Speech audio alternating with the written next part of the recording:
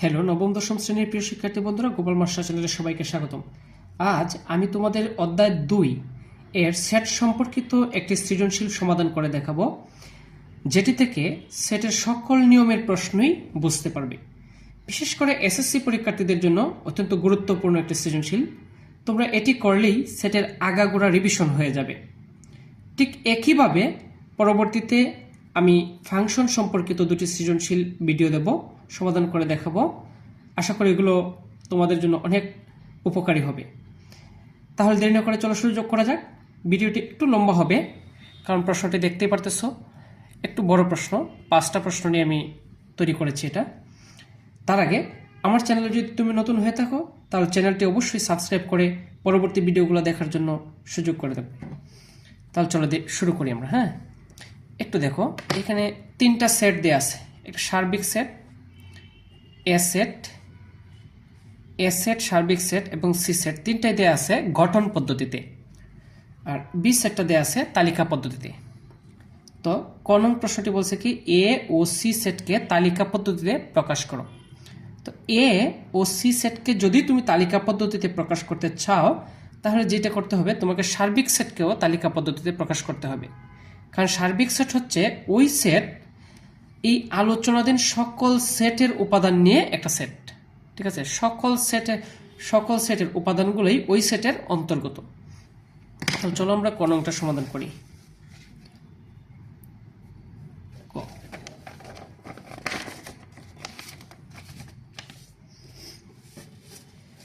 তো এখানে আমার কি আছে, দেওয়া আছে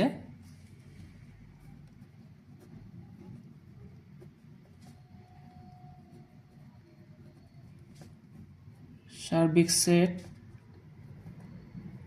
x such as x belongs to n, অর্থাৎ x সকল স্বাভাবিক সংখ্যা এবং x square is less than 50, অর্থাৎ সকল স্বাভাবিক সংখ্যার বর্গ 50-এর চেয়ে ছোট।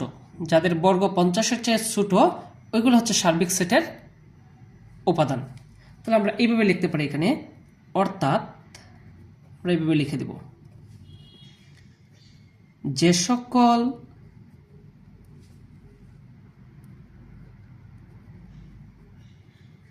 স্বাভাবিক সংখ্যার বর্গ 50 অপেক্ষা ছোট,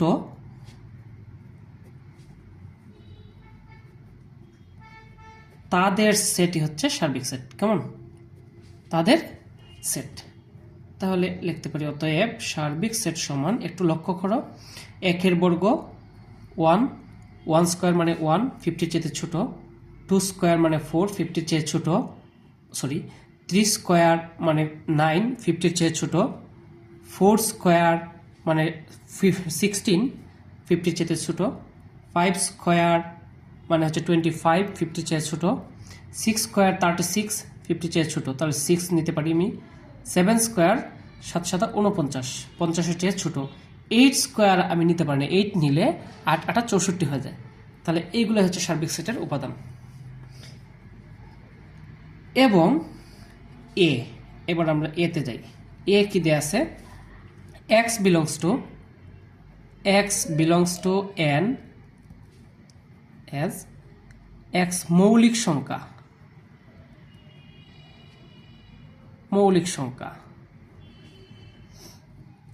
এবং শর্ত হচ্ছে x is less than 8। তো অতএব আমরা এটা সোজাই লিখে ফেলবো, এ মৌলিক সংখ্যা কোনগুলো আমরা জানি, 8-এর চেয়ে ছোট মৌলিক সংখ্যা 2, 3, 5, 7। ঠিক আছে, আবার সি ইজ ইকুয়াল দেয়া আছে কি, একটু লক্ষ্য করি, x belongs to n such as x square is greater than 5, অর্থাৎ x স্কয়ারের মানটা 5-এর চেয়ে বড়, এবং x cube is less than 100 30, 130-এর চেয়ে ছোট কিউব করলে, অর্থাৎ ওই সকল স্বাভাবিক সংখ্যা সি এর উপাদান হবে যাদের বর্গ হচ্ছে 5-এর চেয়ে বড় আর ঘন 130 মানে 130-এর চেয়ে ছোট। তাহলে আমরা এইভাবে লিখতে পারি এখানে যে অর্থাৎ যে সকল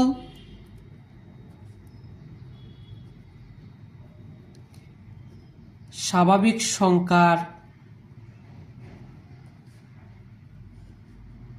বর্গ 5 অপেক্ষা বড় এবং ঘন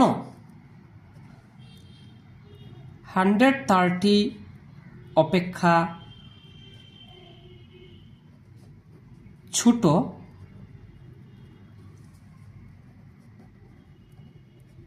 তাদের সেট হচ্ছে সি, তাদের সেট। তো অতএব সি ইকুয়াল, আমরা একটু লক্ষ্য করি,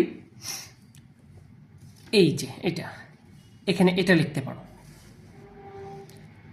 n ইকুয়াল 1 2 3 4 5 6 অর্থাৎ সকল স্বাভাবিক সংখ্যা। এবার n সমান যদি আমি 1 নেই তাহলে x স্কোয়ারের মান কত আসবে? 1 স্কোয়ার মানে 1, 5-এর চেয়ে ছোট নয়, এটা 5-এর চেয়ে বড় নয়, ঠিক আছে, 5-এর চেয়ে বড় নয়, এটা ছোট। আবার এক্সকে যদি কিউব করি মানে 1 কিউব তাহলে 130 চেয়ে ছোট, অর্থাৎ এই শর্তটা মেনে চলতেছে কিন্তু এটা মেনে চলতেছে না। তাহলে এই উপাদানটা সি সেটের অন্তর্গত হবে না, কারণ একটা শর্ত মানতেছে আরেকটা শর্ত মানতেছে না, দুইটা শর্তই মানে এইরকম উপাদানই হবে সি এর উপাদান, এইরকম সংখ্যাই হবে সি এর উপাদান। n ইকুয়াল 2 নিলেও মানতেছে না, 5-এর চেয়ে ছোট কিন্তু 5-এর চেয়ে বড় হওয়ার কথা। n ইকুয়াল 3 নিলে 5-এর চেয়ে বড় হয়, এই শর্ত মানতেছে, এটাও মানতেছে। 3 কিউব মানে 27, 130 চেয়ে ছোট। 4 নিলে এক্স স্কোয়ার সমান কি হয়? 4 স্কোয়ার মানে 16, 5-এর চেয়ে বড়। এখানে 64, 130 চেয়ে ছোট। n সমান 5 নিলে 25 যা 5-এর চেয়ে বড় এবং 5 5 25, 5 25 125 যা 130-এর চেয়ে ছোট। এবার n সমান যদি আমি 6 নিই তাহলে কি হয়? 36, 6 স্কোয়ার মানে, তাহলে 5-এর চেয়ে এটা বড়, কিন্তু এক্স কিউব সমান মানে 6 কিউব সমান হয় 216, যা 130-এর চেয়ে বড় হয়, তাহলে এটা গ্রহণযোগ্য না। তাহলে 6 নেওয়ার পরেই যদি 130-এর চেয়ে বড় হয়, 7 নিলে আরও বড় হবে, সুতরাং এরপরে আর যা মান নেই একটা শর্ত মানবে আরেকটা মানবে না। তাহলে আমাদের গ্রহণযোগ্য মান হচ্ছে 3, 4, 5। তাহলে আমি লিখতে পারি সি ইকুয়াল 3, 4, 5। কেমন? আশা করি বুঝতে পেরেছ, ঠিক আছে। এরপরে আমরা চলে যাব খ নং প্রশ্নে। খ নং প্রশ্নটা P B prime minus F prime, অর্থাৎ বি প্রাইম থেকে এফ প্রাইম বাদ দেব আমরা। এই বি প্রাইম মাইনাস এফ প্রাইমের পাওয়ার সেট নির্ণয় করব। পি মানে হচ্ছে power set, P of B prime minus F prime. তাহলে চলো আমরা আগে বি প্রাইম এবং এফ প্রাইমের মান বের করতে হবে, কেমন? তাহলে বির মান কি আছে দেখি একটু, একটু লক্ষ্য করো। এই যে বির মান দেয়া আছে 4, 5, আর এর মান একটু আগে আমরা কতে বের করছি। তাহলে আমরা এখানে লিখব ক হতে প্রাপ্ত, ক হতে প্রাপ্ত এ ইকুয়াল 2, 3, 5, 7, আর দেওয়া আছে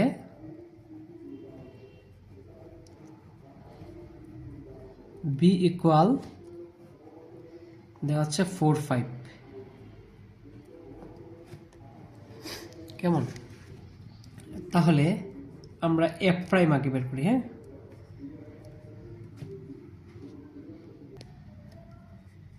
এফ প্রাইম। এই এফ প্রাইমের মানে হচ্ছে এর পূরক সেট। এর পূরক সেট অর্থাৎ সার্বিক সেট বাদ এ। সার্বিক সেট থেকে এ বাদ যাবে। তো সার্বিক সেটের উপাদান আমরা জানি 1 2 3 4 5 6 7 বাদ এ। এ সেটের মান কি 2 3 4 5 সরি 4 না 5 7 মৌলিক সংখ্যার সেট। তো এই সার্বিক সেট থেকে এর উপাদান বাদ, এখান থেকে এই উপাদানগুলো বাদ যাবে। 2 2 বাদ যাবে, 3 3 বাদ যাবে, 5 5 বাদ যাবে, 7 বাদ যাবে। তাহলে তাকে কি, তাকে 1 4 6 1 4 6। তাহলে এফ প্রাইমের মান পেয়ে গেলাম। এবার বি প্রাইম এবং বি প্রাইম। এ প্রাইম মানে সার্বিক বাদ এ, বি প্রাইম মানে সার্বিক সেট বাদ বি। তো সার্বিক সেটের মান 1 2 3 4 5 6 7 বাদ বির মান 4 5। তাহলে 4 আর 5 শুধু বাদ যাবে, থাকবে কি 1 2 3 6 7। কেমন? অতএব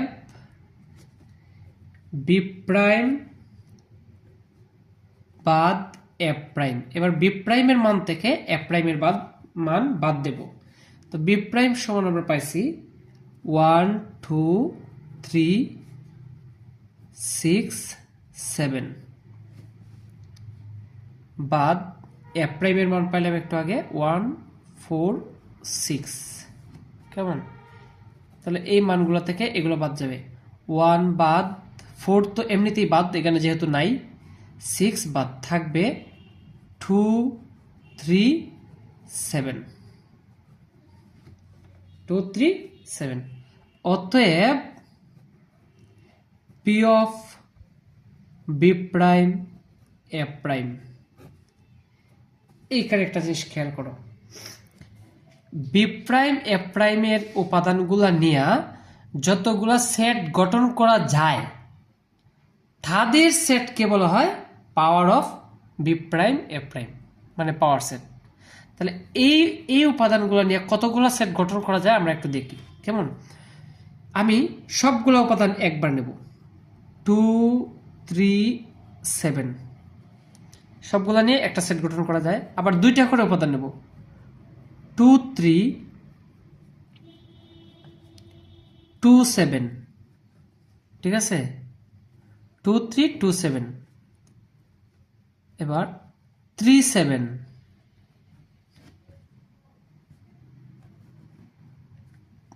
3 7 নিলাম, 2 7 নিলাম। কেমন? 2 7 নিলাম, 3 7 নিলাম। তাহলে আমার উপাদান হলো, আর বাকি আছে 1 2 3 পাইলাম, 4 পাইলাম। এবার 2টা করে 3টা করে নেব। এবার আমি 3টা করে উপাদান নিলে কয়টা পাই দেখি। সরি, একটা করে নিলে 2 3 7। এবার আমি একটা উপাদান নেব না, যেটা ফাঁকা সেট। এই সবগুলা সেট নিয়ে একটা সেট, এই যে এটি হচ্ছে পি অফ বি প্রাইম বাদ এফ প্রাইম। অর্থাৎ বি প্রাইম বাদ এফ প্রাইমের পাওয়ার সেট হচ্ছে এটা। এই সবগুলা সেট নিয়ে গঠিত একটা সেট, এই যে এই সেটটা, এই যে। ঠিক আছে, এটাই হলো P of B prime minus F prime. আশা করি বুঝতে পেরেছো। এবার আমরা চলে যাই গ নাম্বার প্রশ্নটাতে। একটু গ নাম্বার প্রশ্নটা খেয়াল করো। প্রমাণ করো যে A union B intersection C, A union B intersection C equal A intersection B union C. এখানে কয়টা জিনিস আমার কাজ বের করতে হবে দেখো, A union B, A intersection B, B union C, এই তিনটা কাজ আমি আগে করে ফেলবো। কেমন করি আমরা, চলো। তো ক হতে প্রাপ্ত, ক হতে প্রাপ্ত এ ইকুয়াল 2 3 5 7 এবং সি ইকুয়াল 3 4 5 দেওয়া আছে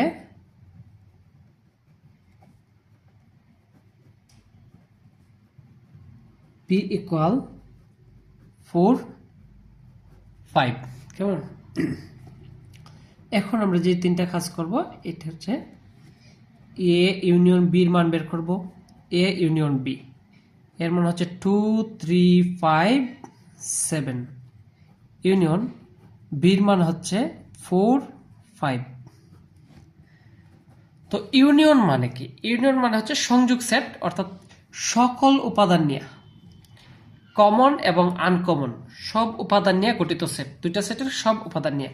এবার এখানের মধ্যে 2 এখানে আছে, এখানে নাই, 3 এখানে আছে, এখানে নাই, এটা এখানে আছে কিন্তু এখানে নাই, 4 আনকমন, 5 কমন, এখানেও আছে এখানেও আছে, এটা নিলাম 7।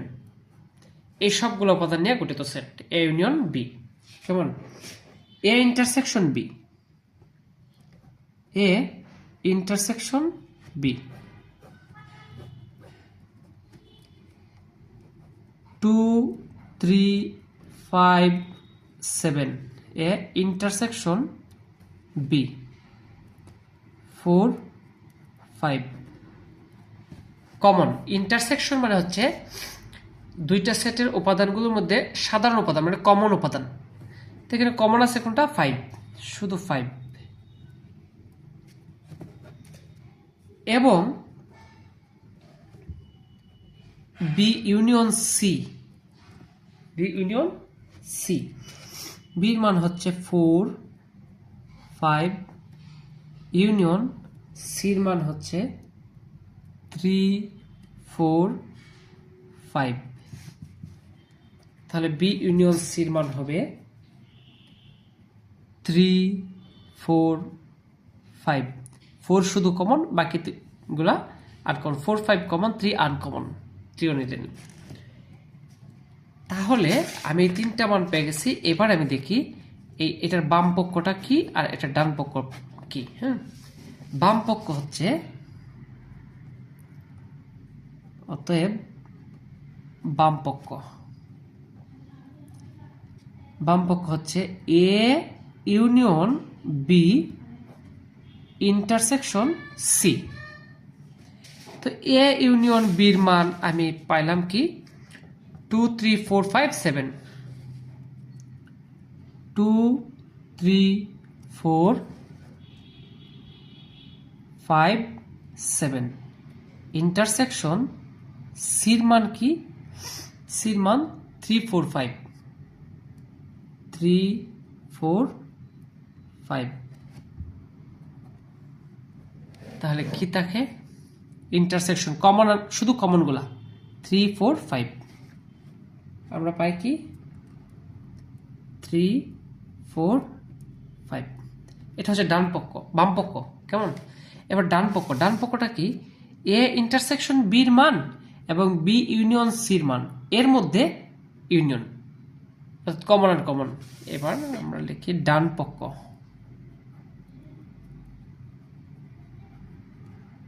ডান পক্ষ সমান A intersection B union B union C. তো এ ইন্টারসেকশন বির মান একটু আগে আমরা পাইছি এই যে 5, শুধু 5, ইউনিয়ন বি ইউনিয়ন সির মান পাইছি 3 4 5, 3 4 5। তাহলে কমন আনকমন, 3 4 আনকমন, 5 কমন। দেখো বাম পক্ষের মান 3 4 5, ডান পক্ষের মান 3 4 5। আমরা লিখতে পারি অতএব বাম পক্ষ সমান ডান পক্ষ। প্রমাণ করার কথা বলছিল, প্রমাণিত। আশা করি বুঝতে পেরেছ। এবার চলে যাই ঘ নং প্রশ্ন। ঘ নং প্রশ্নটি একটু খেয়াল করি। দেখাও যে এ ক্রস বি ইন্টারসেকশন সি সমান এ ক্রস বি। এ ক্রস বি ইন্টারসেকশন সি। আমি আগে বি ইন্টারসেকশন সির মানটা বের করে নেব। একটু দেখো, ক হতে পাই এ ইজ ইকুয়াল টু এত, সি ইকুয়াল এত, এবং দেওয়া আছে বি ইজ ইকুয়াল এত। তাহলে আমরা আগে বি ইন্টারসেকশন সির মানটা বের করে নিই।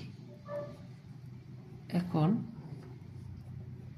বি ইন্টারসেকশন সি, বির মান 4 5, ইন্টারসেকশন সির মান 3 4 5। কেমন? তো যেহেতু কমন উপাদানগুলো শুধু ইন্টারসেকশনে শুধু কমন 4 5। তাহলে বাম পক্ষটা কি হবে দেখি। বাম পক্ষ হচ্ছে এ ক্রস বি ইন্টারসেকশন সি। কেমন? তাহলে এখানে আমরা ক্রস গুণন, এই প্রশ্নটাতে আমরা ক্রস গুণন শিখে নেব। ক্রস গুণন এটা কার্তেশীয় গুণজ। তো এর মান দেয়া আছে কি 2 3 5 7 cross B intersection C. B intersection সির মান আমরা পাইছি কি 4 5। কার্তেশীয় গুণজটা একটু খেয়াল করো। এখানে একটা উপাদান দিয়ে এখানে একটা উপাদান নিয়ে গুণ করব আমরা। গুণ করলে যেটা হবে, এটা হবে একটা স্থানাঙ্ক হবে। 2 দ্বারা 4 গুণ মানে 2 4 দুগুণা 8 না, 2 আর 4 মিলে একটা স্থানাঙ্ক হবে, সেটা হচ্ছে 2 4। ঠিক আছে? 2 দ্বারা 5 কে করলে 2 5। এবার 3 দ্বারা 3 4 3 5। 5 দ্বারা 5 4 5 5। 7 দ্বারা 7 4 7 5। এই যে অর্থাৎ স্থানাঙ্কগুলোর সেট। ঠিক আছে? বাম পক্ষ। এবার ডান পক্ষটা কি? ডান পক্ষ হচ্ছে দেখাবো আমরা এ ক্রস বি। দেখি একটু এ ক্রস বি মান কি হয়।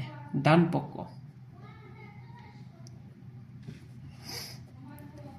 এ ক্রস বি, এর মান কি 2 3 5 7 ক্রস বির মান 4 5 4 5। মজার বিষয় হচ্ছে একটু লক্ষ্য করো, বির মান 4 5, ঠিক বি ইন্টারসেকশন সির মান 4 5।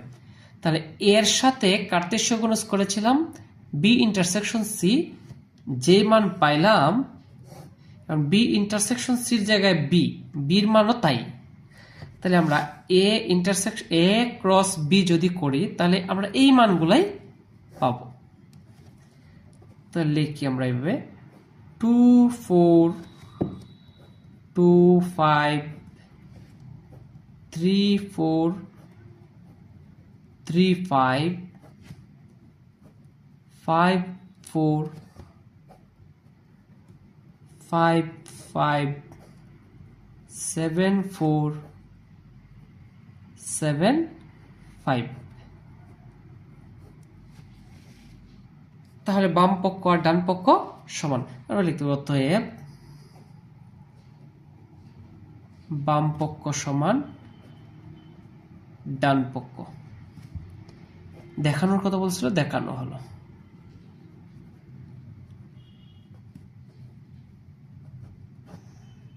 আশা করি বুঝতে পেরেছ।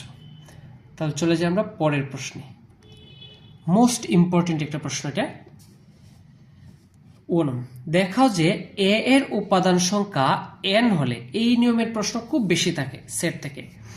দেখাও যে এ এর উপাদান সংখ্যা n হলে পি অফ এ এর উপাদান সংখ্যা 2n কে সমর্থন করে। কেমন? পি অফ এ এর উপাদান সংখ্যা 2n কে সমর্থন করে। তো এর উপাদান না, তাহলে ক হতে পাই বা ক হতে প্রাপ্ত এ ইকুয়াল 2 3 5 7 2 3 5 7। তাহলে পি অফ এ আমরা বের করি আগে। পি অফ এ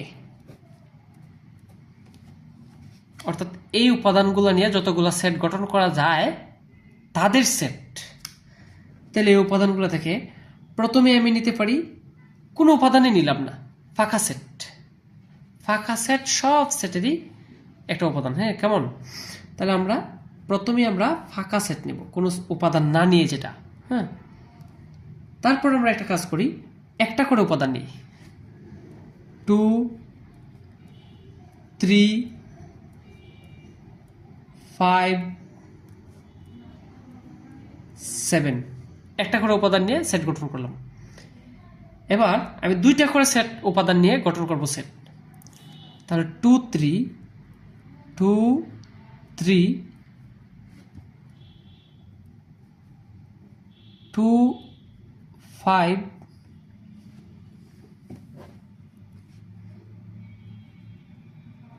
2 7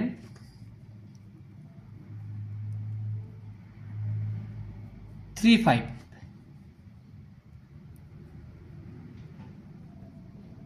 3 7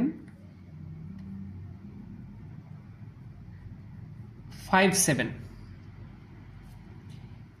দুইটা করে উপাদান নিয়ে গঠিত হলো। তিনটা করে উপাদান নিয়ে গঠিত করলে তিনটা করে এখন নেব আমরা। তাহলে 2 3 5 2 3 7 2 3 7 3 5 7 3 5 7 5 7 2 5 7 2। এই হলো তিনটা করে উপাদান নিয়ে। এবার সবগুলো উপাদান নিয়ে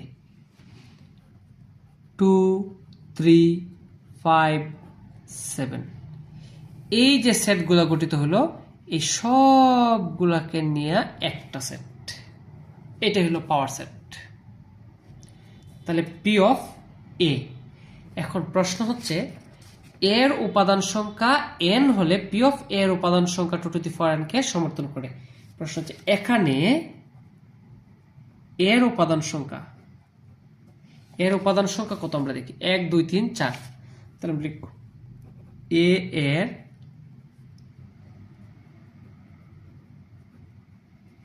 উপাদান সংখ্যা n ইকুয়াল 4 এবং পি অফ এর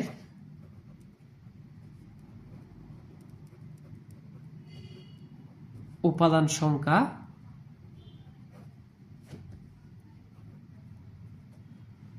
এক 2 3 4 5 6 7 8 9 10 11 12 13 14 15 16 16। কেমন?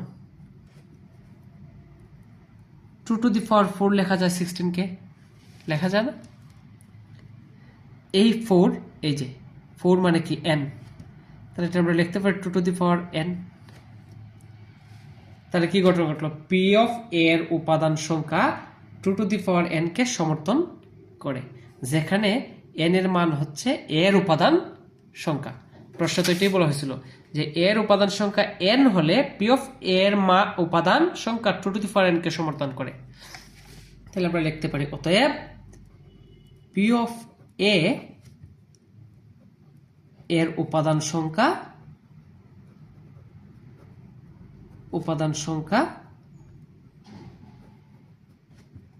2 টু দি পাওয়ার n কে সমর্থন করে।